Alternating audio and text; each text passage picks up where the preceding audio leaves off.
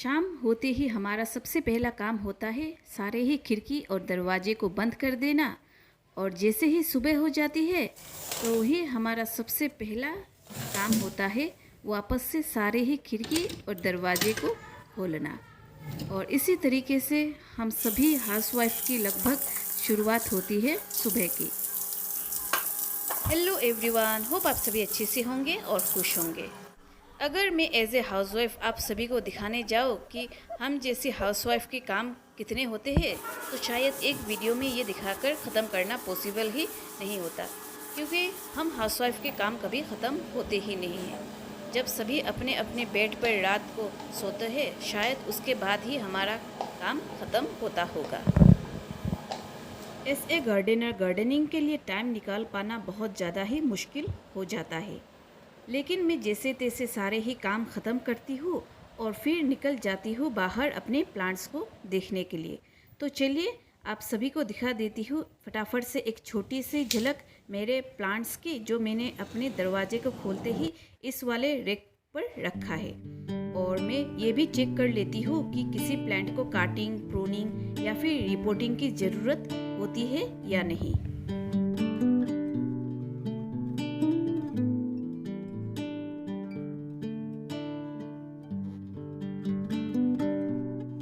यहाँ रेक पर मैं सारे ही प्लांट्स के कटिंग को लगाती रहती हूँ।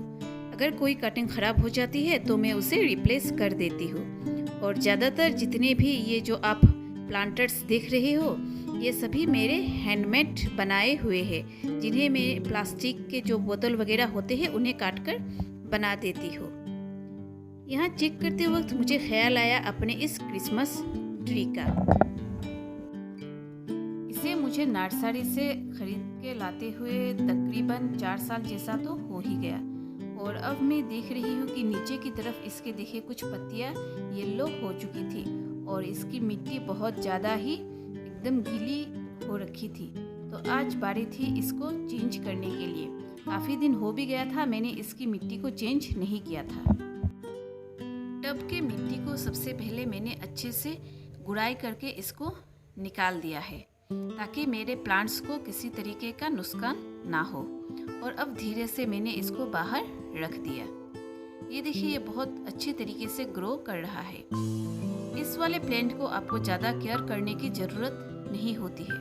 बस बीच में जब इसकी ये जो सॉइल होती है वो अगर सूख जाए तो 15-20 दिन में बस हल्का हल्का पानी ही देने की इसको ज़रूरत होती है। और फिर मैंने एक अच्छा सा सॉइल मिक्सचर तैयार कर दिया और दोबारा से इसको टब पर लगा दिया। और ये रहा मेरा स्ट्रोमन थियोस्टर का प्लांट। इसको मैंने एक छोटे से टब पर लगाया था। जब लगाया था ये बिल्कुल ही एक छोटा सा पौधा था। फिलहाल बारी थी इसको चेंज कर एक बड़े गमले पे लगाने की। तो इसको भी मैंने धीरे से जब सॉइल को ढीला कर दिया और फिर इसको निकालकर ये एक दूसरा गमला में तैयार कर रही हूँ इसको दोबारा से लगाने के लिए।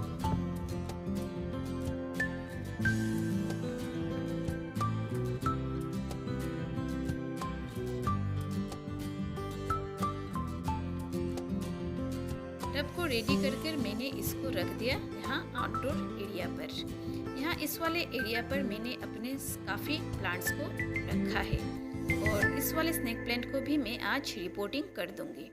चलिए आप सभी को फटाफट से एक छोटी सी झलक दिखा देती हूँ कि मैंने यहाँ आउटडोर एरिया पर कौन कौन से प्लांट्स को लगाकर रखा है। और ये देखिए ये मेरा बहुत ही सुंदर सिंगोनियम का प्लांट। तो इस तरीके से मैंने अपने सभी प्लांट्स को बाहर रखा है ताकि इन्हें अच्छी तरीके से बरसात के टाइम बरसात की पानी और धूप भी मिल जाए। और यहीं से मैं अपने सारे ही प्लांट्स के कटिंग को लगाकर अपनी इंडोर्स पर रख देती हूँ। ये है ब्रह्मा कमल का प्लांट, जिसके फ्लावर रात को ही खिलते हैं। फिलहाल इसे बड़ा होने में अभी काफ़ी टाइम है। और इसी के साइड पर मैंने लगाया है ये सिंगोनियम के प्लांट।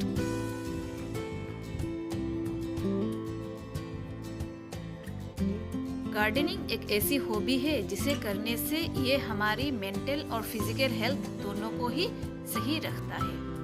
हम सभी हाउसवाइफ को एक छोटी सी हॉबी जरूर करनी चाहिए, जिससे हमारे मेंटल हेल्थ को ये स्टेबल रखे। तो इसीलिए मैंने गार्डनिंग को एज ए हॉबी अपना लिया, और जब भी मुझे थोड़ा बहुत टाइम मिलता है तो मैं अपने टाइम को प्लांट के साथ ही बिताती हूँ।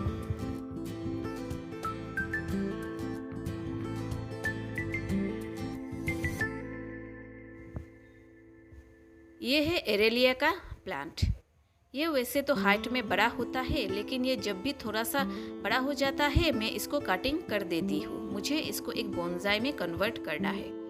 और यहाँ जितने भी प्लांट्स हैं ये हाइट में बहुत बड़े होते हैं, लेकिन मैं इन्हें हमेशा कटिंग करती रहती हूँ क्योंकि मैंने इसको टफ पर रखा है। मैं इन्हें बहुत ज़्यादा बड़ा नहीं करना चाहती, तो जब भी ये थोड़े से बड़े हो जाते हैं मैं इनके टॉप पर कटिंग कर देती हूँ।